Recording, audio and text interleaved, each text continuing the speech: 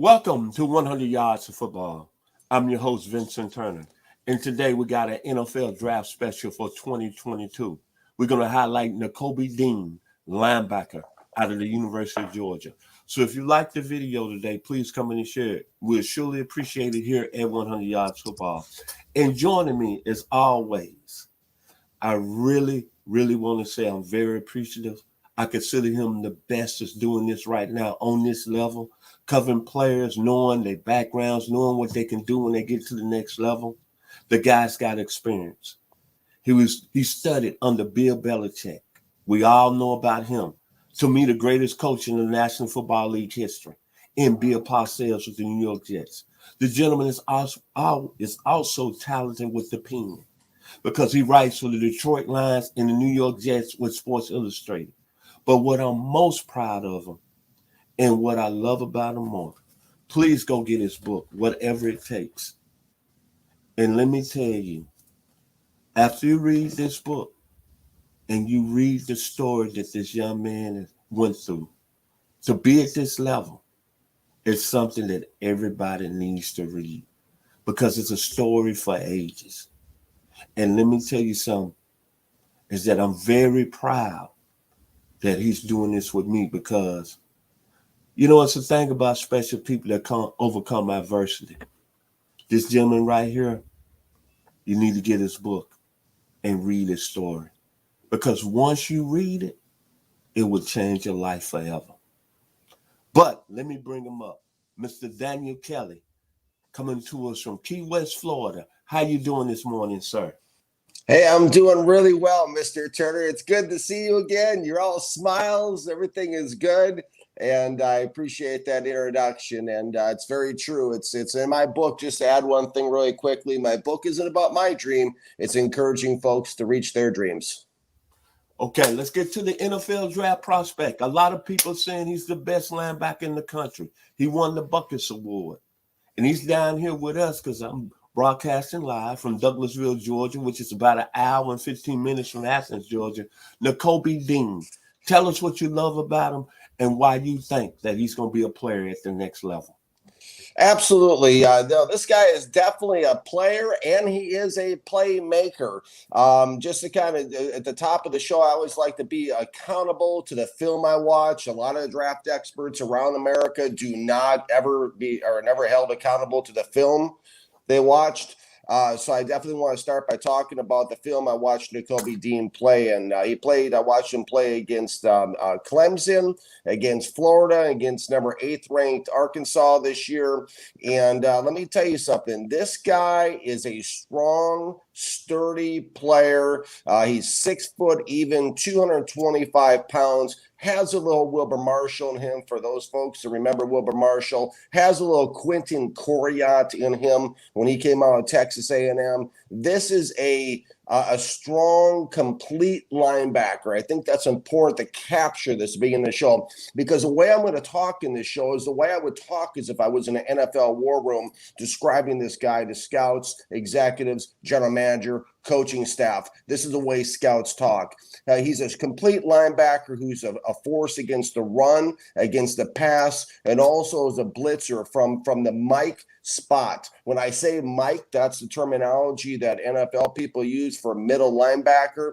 It's extremely rare. I can't tell you how rare it is to have a complete linebacker who's playing in the middle of your defense. Having a linebacker like this really opens things up from a defensive coordinator's standpoint. So many middle linebackers in the NFL couldn't blitz and get to the quarterback if their life depended on it. This guy can. He can provide pressure from up the middle of a defense. It opens up a lot more possibilities from a game planning standpoint.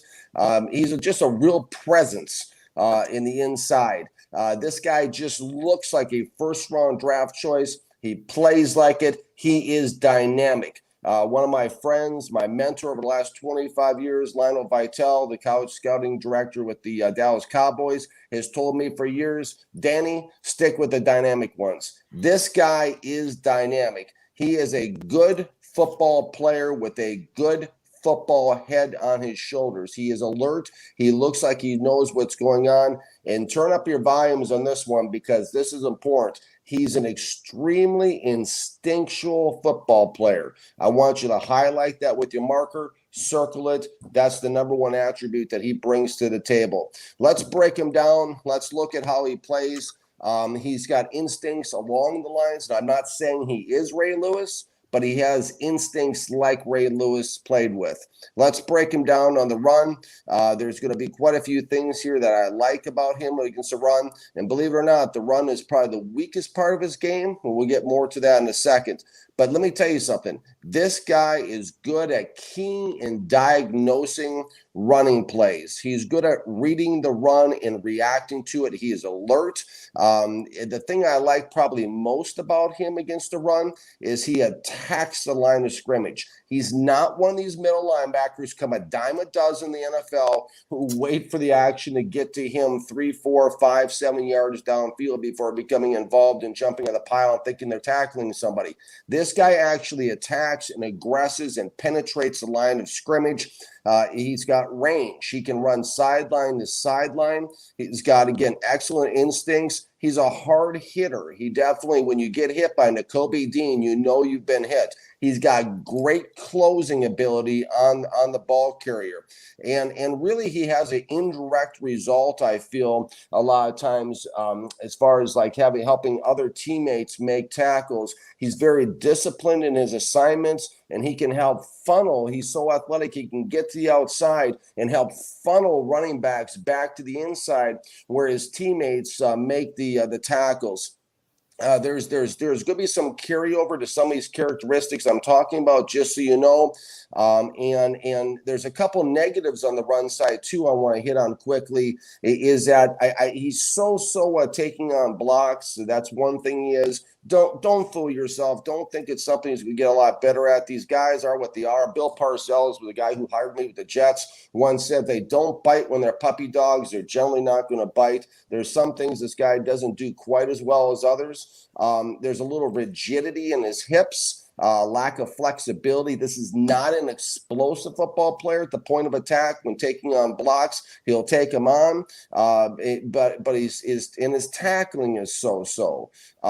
Sometimes he has a tendency to come in high around the shoulder pad level, and it takes a little bit more to get people down. But again, like I said, this guy is a hitter. Now, when it comes to playing the pass, this is one of his strengths. And in all fairness, the way the NFL works now, the NFL is evolving more into a passing game. This guy is a very good pass coverage linebacker.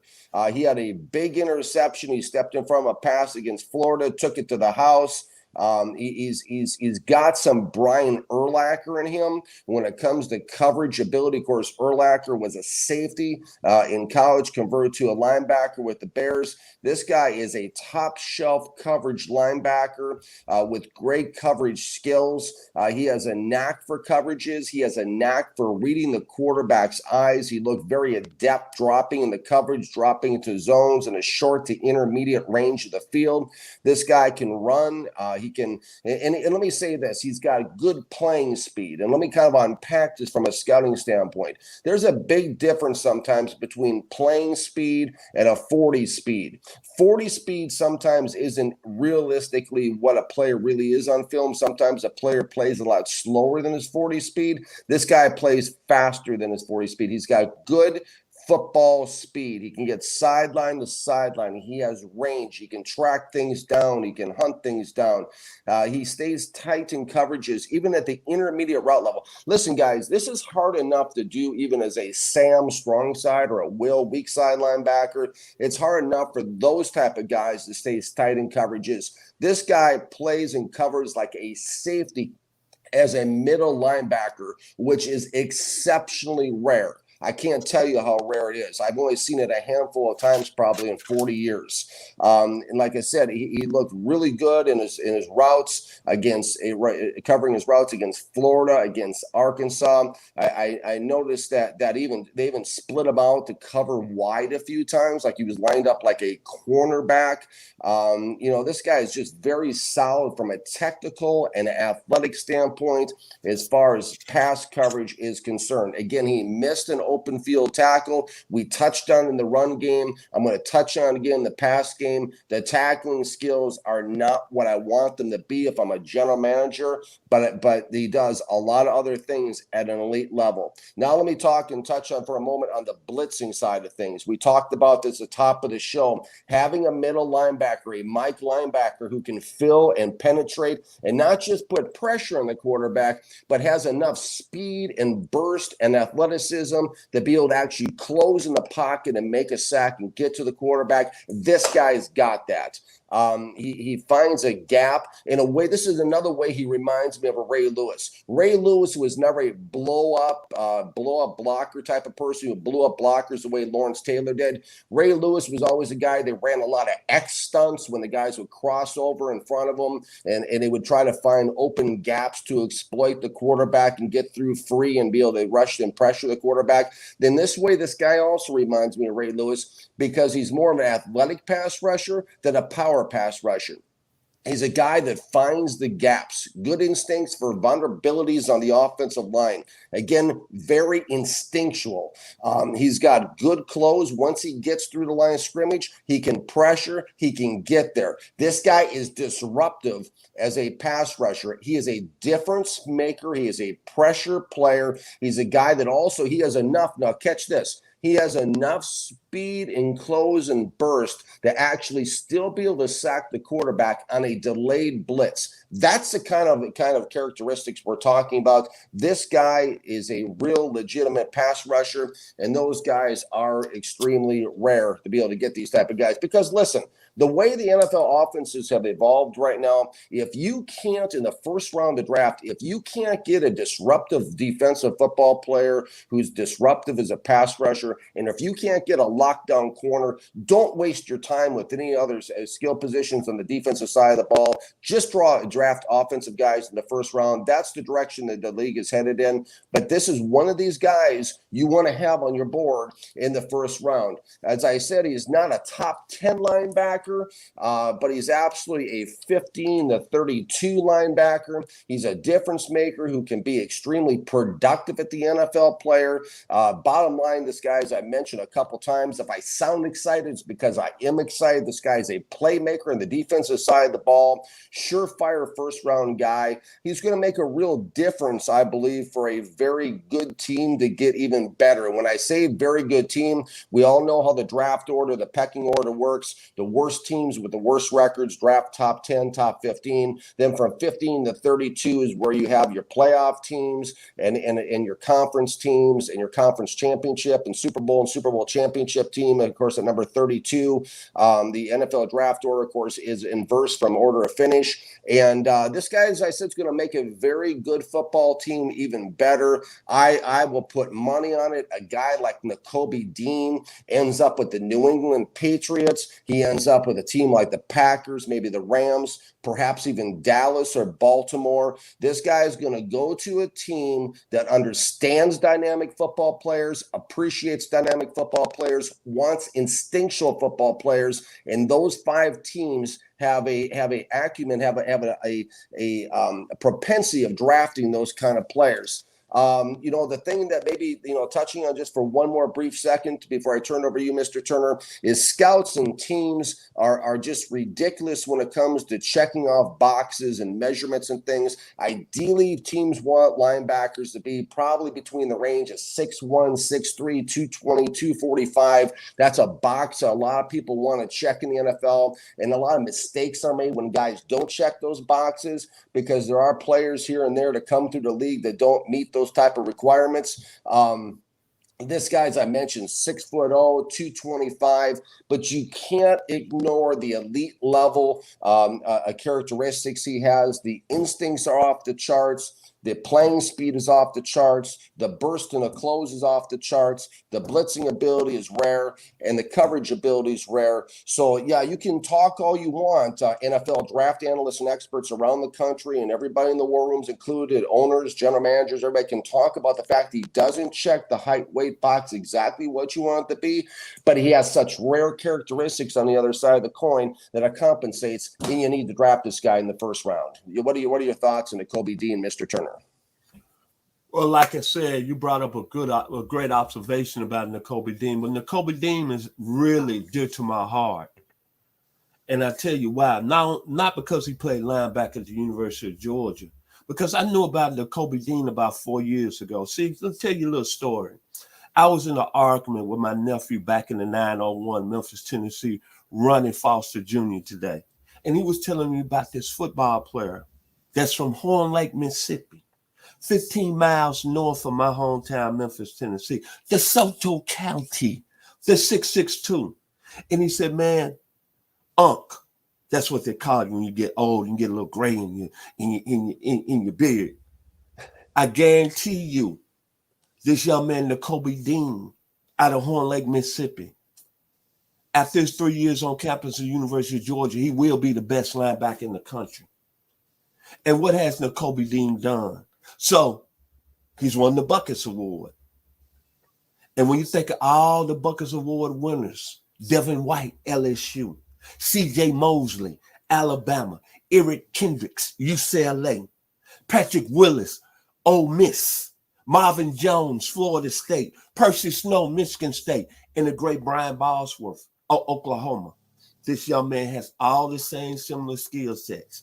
Then let me put you on this right here. To Mr. Raekwon Smith, to Mr. Leonard Floyd, to Mr. Alex Ogletree, to Mr. Justin Houston out of the University of Georgia. Nakobe Dean is coming. He's coming to the NFL. And he might be the best all-around defensive player. This came out of Georgia. But what I like about him, DK, he's got an old school game. The size, 6', 225. See, when I was at the University of Arkansas, back as a true freshman in 1978, that was the average size of linebackers. About 6'1", 6', 215, 210. And when I got on the campus and I started watching all them great teams that played in the Southwestern Conference at the time, Arkansas, Baylor, Houston, SMU, Texas Tech, Texas A&M, TCU, in Texas, they had some great linebackers that remind me of Nakobe Dean. Arkansas had William Hampton. Baylor had the eyes, Mike Singletary. Houston had David Hodge. SMU had Eric Ferguson. Texas Tech had Don Kelly. TCU had Charlie Abel. Texas A&M had Doug Carr and Mike Little. And the eyes of Texas had Bruce Schultz. Nakobe Dean, to me, is in the level of all those great linebackers I just mentioned back in the late 70s. But then when I look at Nakobe Dean, I'm going to say he's from the 901 area. He's making an ascendant to be the best football player that's came out of my hometown in that area. And I've seen some great ones. Jerry Knowlton, Southside High School, they went to Memphis State. Brian Ingram, who played with the New England Patriots, Hamilton High School. Roman Bates, who went to The Ohio State. Ronnie Skinner, who played quarterback, went to Ole Miss. Raymond Buggs, who at one time was the all-SEC leader in receptions out of Vanderbilt. My man, Carlton Peoples, who played cornerback at the University of Tennessee from 79 to 82. Willie Guy, who was the player of the year in 1990 in high school, went to Iowa. And Albert Means, who went to the University of Alabama out of Treasure. And Jess Briggs out of Hamilton, Bernard Williams out of Hamilton. Bernard Williams, by the way, went to Georgia.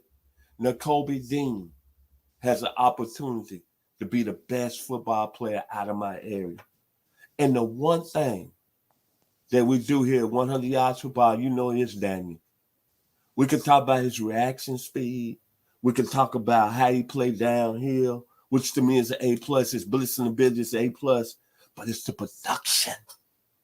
And this year, 38 tackles, 5 sacks, 1 forced fumble, 2 interceptions. One he took back 50 yards against Florida. In 2020 last year, he led the team in tackles. He had 71 tackles, 39 solos, 1.5 sacks. And then as a freshman, he had 39 tackles. To me, it's all about the production, man.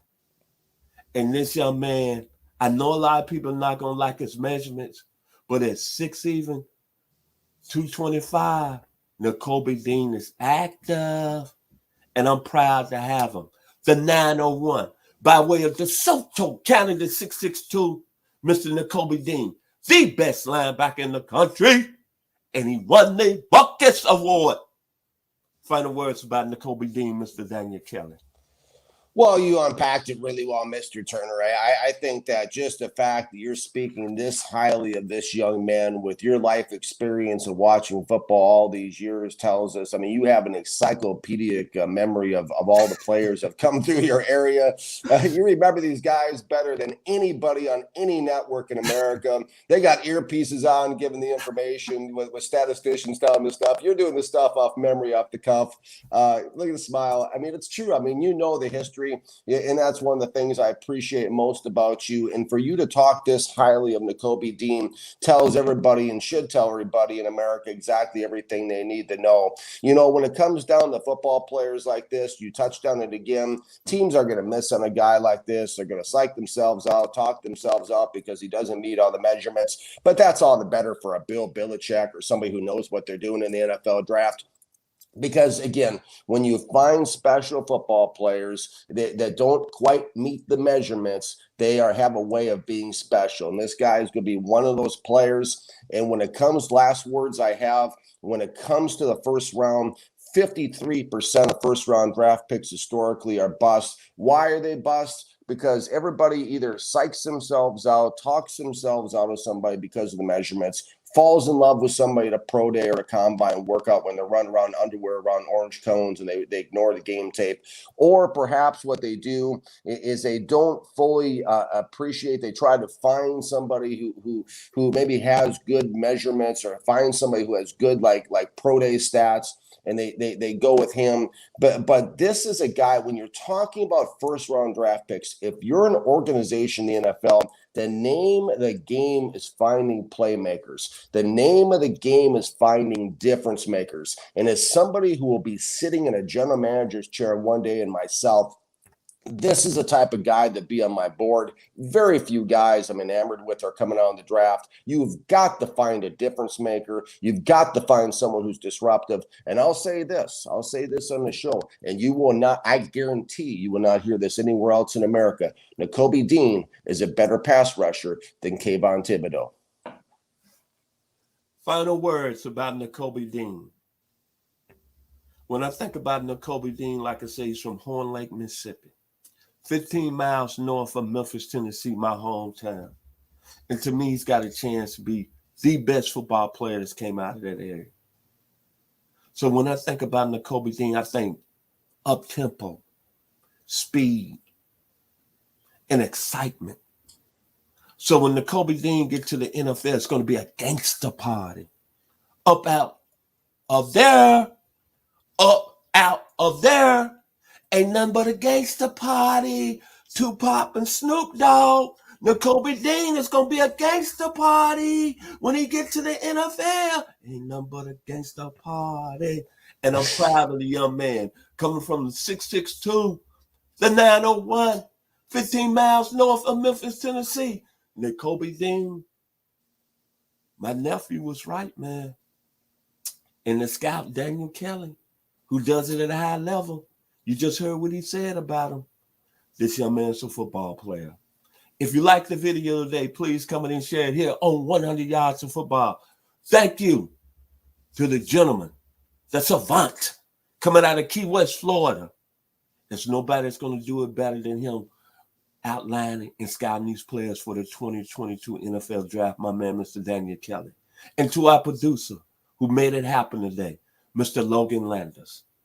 Y'all be blessed and enjoy the rest of the week. And please be safe during the Christmas holidays. Absolutely. Merry Christmas. Merry Christmas. And definitely when it comes to Nakobe Dean, I got 5 on it.